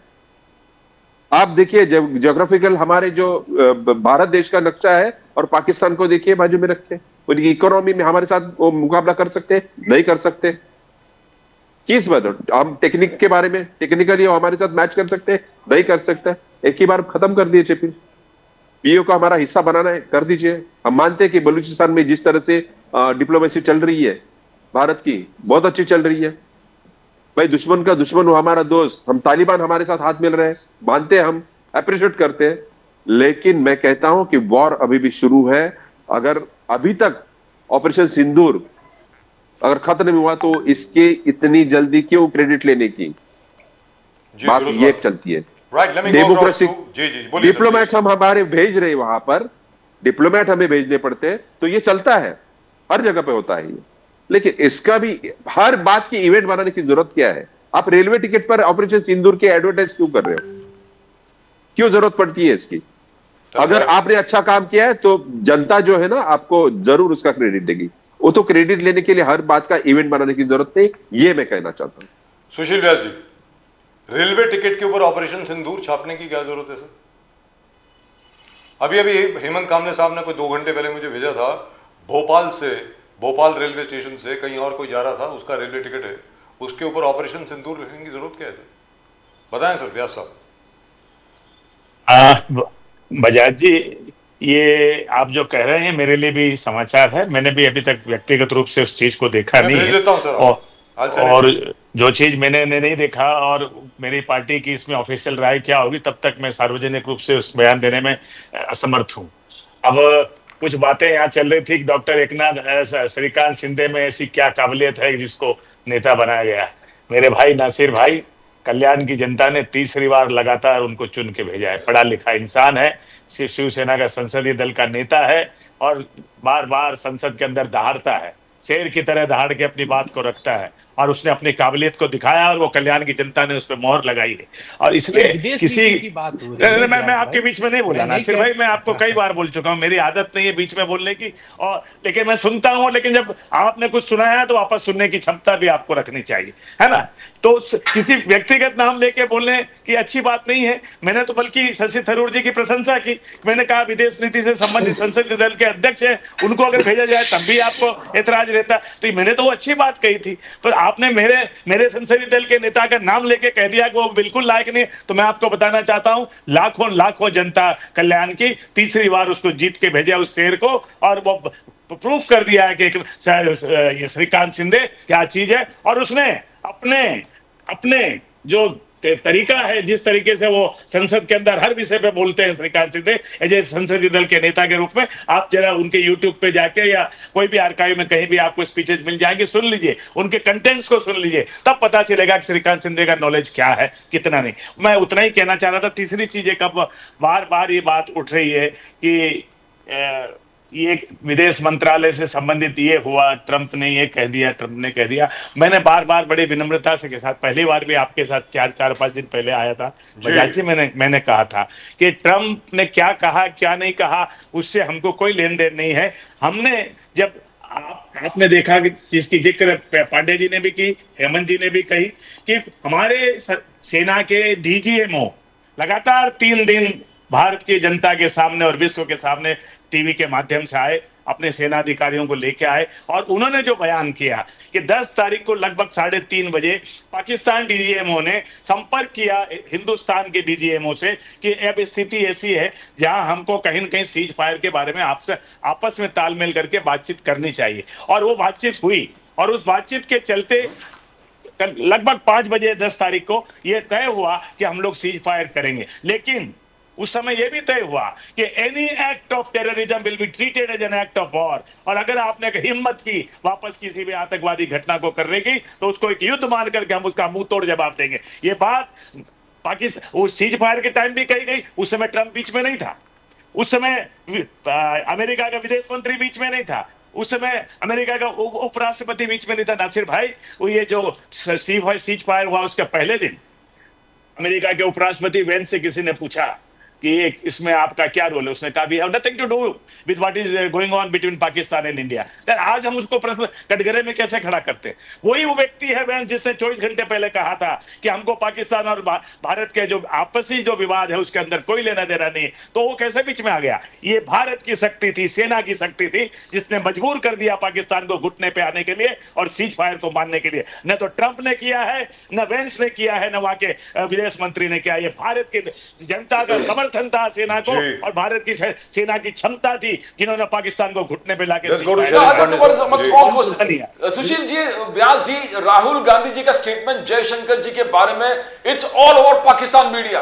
पूरे पाकिस्तान मीडिया में यह है कि राहुल गांधी जी इज क्वेश्चनिंग जयशंकर।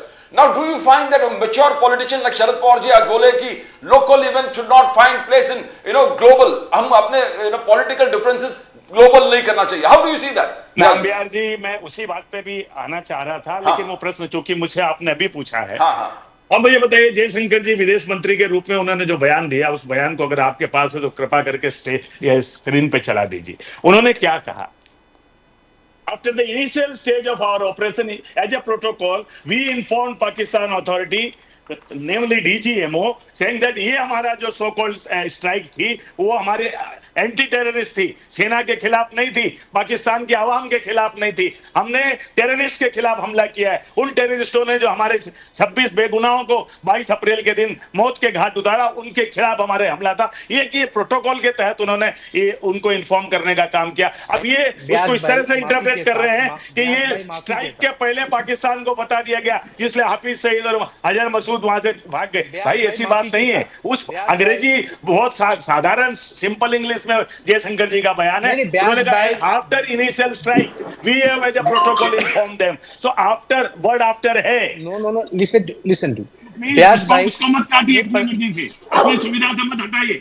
नहीं व्यास भाई, एक मिनट, आप उस वीडियो को आपने कहा है प्रदीप निब्यार जी, उस वीडियो को अभी आप चलाइए और देश को सुनाइए उन्होंने क्या कहा है। Every know the English in the India should be you play now और सुनाइए उन्होंने क्या क्या देश के साथ गद्दारी किया या नहीं किया है। सुनाइए अभी, आप अभी प्ले करिए, अभी करिए और देश के गद्दारियों को, गद्दारों का चेहरा दिखाइए, कैसे देश के साथ गद्दारी है। चल दिखाइए, आप अभी प्ले करिए। यूज किया, अपने बात में एक चीज और कही, वो चुना हुआ नहीं है, उसने चुनाव नहीं लड़ा। मैं बहुत विनम्रता से पूछना चाहता हूं, हमारे आदरणीय परम श्रद्धेय स्वर्गीय भूतपूर्व प्रधानमंत्री मनमोहन सिंह जी ने कौन सा चुनाव, कौन से आपको नहीं पता है? चुना, वो चुनाव हारे भी हैं, एक बार लोकसभा लड़े हैं, हारे भी हैं न्यू दिल्ली से। आप पता करिए, व्यास जी न्यू दिल्ली से चुनाव लड़े और हारे हैं, ऐसा नहीं कि नहीं लड़े हैं। मंत्री थे। नहीं, आप सुन लीजिए ना, आपको नहीं पता तो एक बार पता भी करिए, जो चुनाव लड़े भी और हारे भी। So that is sir, as far as the statement from नहीं, Jayशंकर आप जो कह रहे हैं देश के साथ जो गद्दारी करे उसके आप उसके नाम नहीं सुनना चाहिए। जो इन्फॉर्मर बन जाए पाकिस्तान का मुखबरी का, आप क्या होता है, जासूसी क्या होता है कि देश यहाँ पे हमला करने वाला उसी को तो गद्दार कहते हैं। किसको जासूस कहते हैं देश में? जो हमारे इन्फॉर्म को दूसरे देश को पहुंचाए, यही तो इन्फॉर्मेशन था। कौन सा प्रोटोकॉल है कि हम दुश्मन के अटैक करने वाले हैं, पहले पाकिस्तान को बता के अटैक करेंगे। The official statement of the External Affairs Ministry is that we informed them in the early stages of Operation Sindoor. Sir, please. In early stages of Operation Sindoor, that we are not targeting your military installations. This is what the External Affairs Ministry's official statement is. Now, we can continue with this, but my point is it will lead to nothing. At the end of the day, there will always be some people who will say that Pakistan need not have been informed at all. और जहाँ तक रही बात Pakistan occupied Kashmir को take over करने की, sir you need a force which is 10 times larger than what we have today. Pakistan occupied Kashmir को you cannot take militarily, let's be very very clear. I have covered defence since 1982 when I was in Delhi. You cannot do it. We do not have the capacity to do it. Also in Pakistan occupied Kashmir, right above on the Karakoram highway, there are one Chinese division. One division, sir, consists of 2.5 regiments. They're sitting right there. कहने का मतलब ये हुआ, either we declare war on China. That's it. China को, अगर आपको Pakistan occupied Kashmir चाहिए तो you will have to declare war on China. Are we ready for a 2.5 front war? I don't think we are. We were ready for this kind of an action, which is great. Coming to Shailesh Pandey sahab, Bajaj जी, मैं दो वाक्य खाली मैंने बोलिए लगे थे। बोलिए sir please. वो नामदेव जी का उत्तर पूरा नहीं होगा। आदरणीय राहुल गांधी जी ने एक प्रश्न और पूछा कि कितने राफेल गिर गए। एक भी नहीं गिरा सर, नहीं गिरा। उसका उत्तर हमारे एयर मार्शल भारती जी ने भारतीय टीवी के ऊपर आके दे दिया था। जब उनको पूछा गया था कि कितने हमारे विमान गिराए गए, तो उन्होंने कहा आई कैन टेल यू, गिनना मुझे आता नहीं, लेकिन आई कैन टेल यू कि जो भी हमारे पायलट फ्लाई किए थे वो वापस सर वो स्टोरी कहां से आई, वो गलत नहीं थी स्टोरी। मैं आपको बता दूं sir sir sir sir sir please सुनने वाली अब उसमें आप बता ले, आप भी समझदार हैं सर। मैं नहीं सर, मैं आपको जानकारी दे दूं प्लीज। आपको शायद लेटेस्ट जानकारी मालूम नहीं है। कल वही एयर मार्शल भारती साहब, डीजीएमओ इंडियन एयरफोर्स, उन्होंने क्या बोला जरा ध्यान से सुन ले। नासर साहब, हेमंत कामले साहब, शैलेश पांडे जी, आप भी सुन ले। Pakistan is not wrong, they brought down a Rafale, absolutely true. Rafale गिराया गया सर, लेकिन पूरी बात सुने। But it was sir, it was a dummy Rafale sir. जान करके एक अनमैन्ड ड्रोन, एक नहीं 6-7 अनमैन्ड ड्रोन भेजे गए पाकिस्तान के ऊपर, which had an electromagnetic signature of a Rafale and Sukhoi 31s। Sukhoi 31 Mark 1 के 4 प्लेन थे और एक रफाल था। इलेक्ट्रोमैग्नेटिक सिग्नेचर उनका रफाल का था और सुखोई मार्क 1 का था, ताकि जो चाइनीज मेड रेडार है नीचे, it should come on so that these unmanned drones को transmit information back के we have to attack here। तो पाकिस्तानी जब बोल रहे हैं ना रफाल गिराया, वो ठीक बोल रहे हैं सर। वो डमी रफाल, वो it was a dummy, it was a dummy Rafale, it was a drone, unmanned drone. At least believe so they welcome sir. वो पाकिस्तान सर, यहां पर मैं नासर साहब के साथ बिल्कुल बिल्कुल नासर साहब के साथ सहमत हूं। पाकिस्तान और हिंदुस्तान का कोई मुकाबला नहीं है, वो गली का गुंडा है। पाकिस्तान जो है उसको जितनी मर्जी बार आप साला पुलिस स्टेशन में भेज दीजिए, जहां मर्जी भेज दीजिए, वो जब भी बाहर आएगा, देखा मैंने कैसे फाइट मारी सीनियर इंस्पेक्टर को, वो है sir. We can not equate ourselves with Pakistan please. This equality which Trump has tried to do is terrible. India is not equal to Pakistan. Let's be very clear. Our main enemy is China. We have to look there. With due respect, I have no answer to your sentiments. I agree with you, sir. Sir, Shailesh Pande ji, अब finally आप ये बताएं, operation सिंदूर तो चालू है, operation सिंदूर तो चल रहा है और पाकिस्तान अपनी आदत से मजबूर है, दोबारा करेगा कुछ ना कुछ।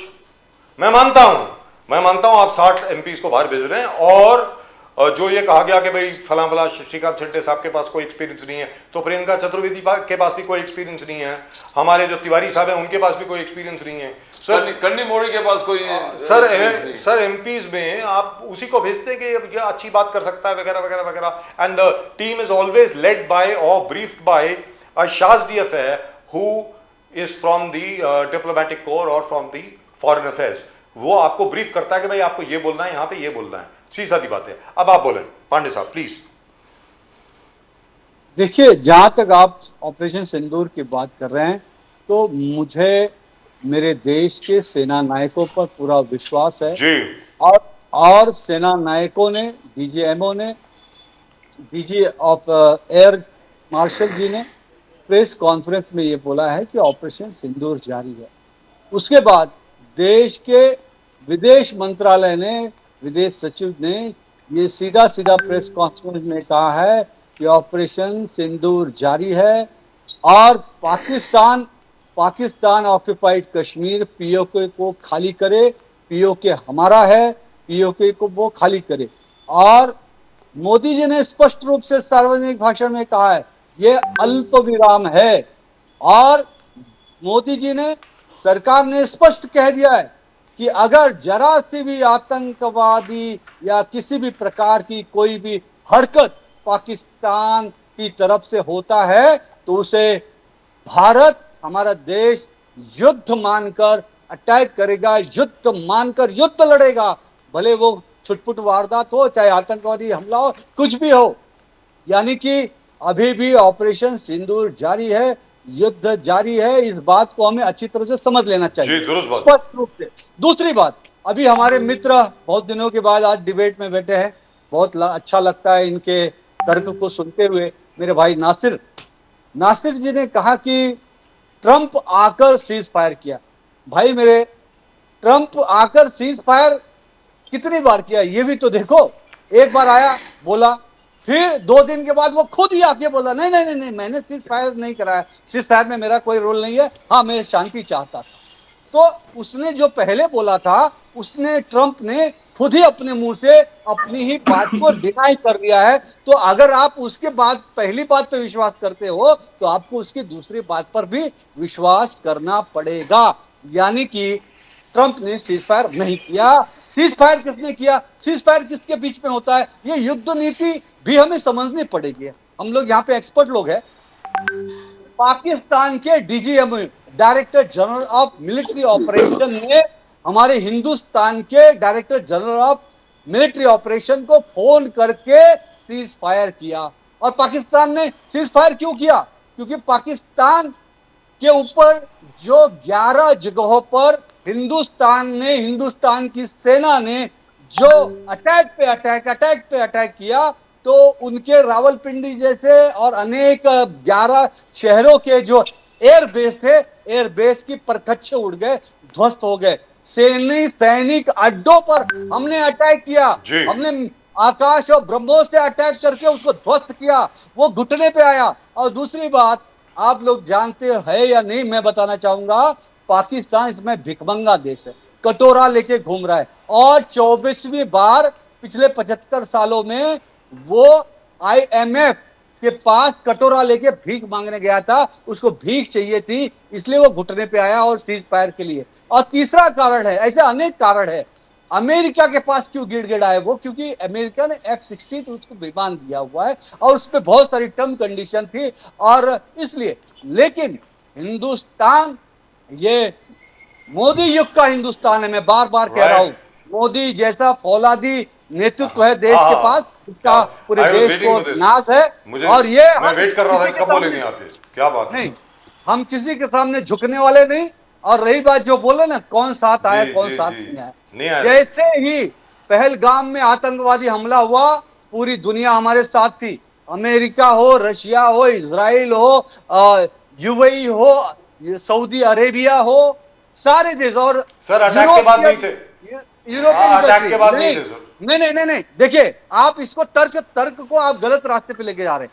2 देश तुर्की और अजरबैजान जो है वो पाकिस्तान के लिए खुलकर आए, लेकिन हिंदुस्तान के खिलाफ कोई दूसरे देश खुल के आए क्या?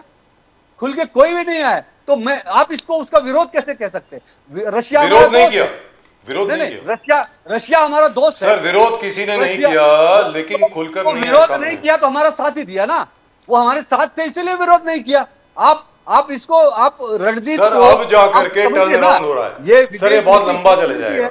और दूसरी बात कैसा है, दूसरी बात मैं एक लाइन में मेरी बात को समाप्त करता हूं। जी सर। कोई साथ दे या न दे, सरफरोशी की तमन्ना अब हमारे दिल में है, देखना है जोर कितना बाजुए कातिल में है।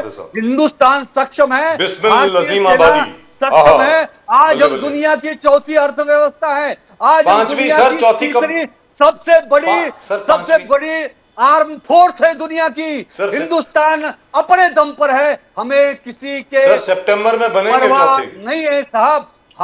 हमसे जो लड़ेगा हम उसको मिट्टी में मिलाएंगे। हमने पाकिस्तान को मिट्टी में मिलाया और हम जो Just for the information of our viewers, we are still the 5th largest economy in the world, not the 4th. हमारा GDP फोर्थ पे आ गए। नहीं आए सर, नहीं आए। नासिर भाई इसका तो देश को बधाई दीजिए। नहीं आए सर, सितंबर में आएंगे, सितंबर में आएंगे सर। वैसे आपको एडवांस में बधाई सर, इतनी बधाई आपको दे चुका हूँ, इतनी बधाई आपको दे चुका हूँ। शैलेश पांडे जी आज तक कभी मिठाई नहीं भिजवाई मैं मिठाई लेके आपके स्टूडियो में आता हूं। आइए प्लीज आइए। नासिर साहब, great pleasure always listening to you. इनको लगा you have always got a very objective, balanced view.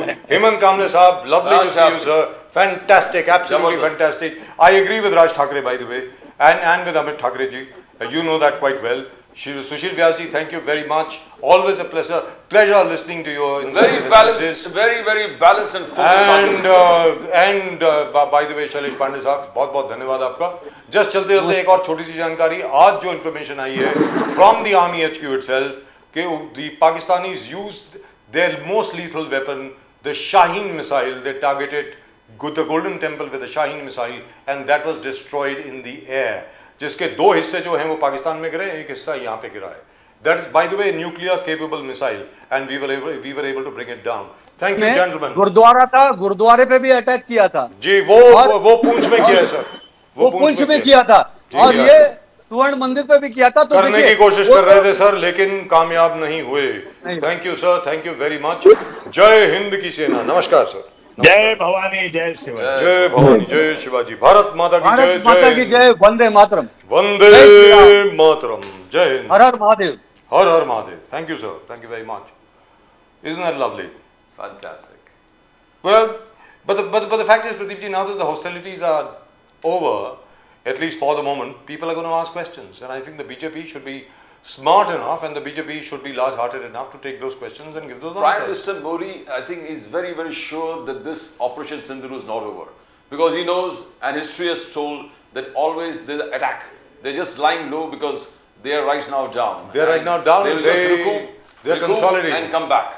Recoup and come back. They are recouping and they are Yes. consolidating. They are recouping, recovering, Bilkul. and then So- they will return. Bilkul. And So- they will strike as bad as we have hit them right now. They will try to at least do that. And I don't think Modi's very content on और the यहाँ पे performance एक चीज and अपने keep quiet. दर्शकों की एक चीज अपने दर्शकों की जानकारी के लिए मैं बता दूं. By the way, we can get into that breaking news now. We are at the end of the show. Breaking news निकाल दीजिए प्लीज. मैं आपको ये बता दूं कि जहां तक भारत का सवाल है, भारत की सेना का सवाल है, we have learned a lot from these missions. Number 1. Number 2, जो हमारे असली हथियार हैं ना प्रदीप जी, वो तो अभी तक हम लोगों ने बाहर निकाले नहीं है. ये भी आपको बता दूं, जो भारत के असली हथियार हैं, लोगों को लगता है कि S-400, सुदर्शन चक्र और वो जो आकाश है, दैट्स इट. नो, अभी जो असलियत है, the Pakistanis and the Chinese don't know a damn thing about it. Notwithstanding all their stupid YouTubers who are also acting as their spies.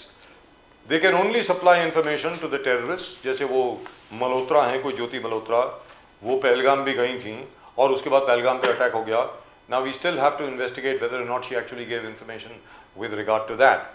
My question is, who was supplying her with information that she was supplying to the Pakistanis? बिल्कुल. भारत की तरफ से कौन है ऐसा शख्स या कौन है ऐसी एंटिटीज जो ज्योति मल्होत्रा को जानकारी दे रही थी, जो जानकारी वो पाकिस्तानी ISI को दे रही थी? और ऐसी ना जाने कितनी ज्योति मल्होत्रा होंगी. उसके पहले एक माधुरी गुप्ता भी हुआ करती थी प्रदीप जी. बिल्कुल बिल्कुल. She was also arrested. Now, in any event, that is just about it as far as we are concerned. आज के शो में सिर्फ इतना ही. आप देखते रहें नेशन नाउ और इस चैनल को सब्सक्राइब जरूर करिए. The fastest growing channel of the nation. Subscribe जरूर channel. Please do subscribe channel. I don't know why the bell is not ringing today. मुझे लगता है कुछ हो गया वहां पे. क्या हो गया? एक छोटी सी बेल अभी बजी थी. जरा दोबारा बजाएं भाई. अरे दोबारा बजाइए भाई. Why is the bell not ringing? Thank you very much. So nice of you. So that's it. That's all for this show. 2 minute के बाद, इनफैक्ट 3 मिनट के बाद हम लोग वापस आएंगे और मुंबई, खालिस मुंबई की बात करेंगे.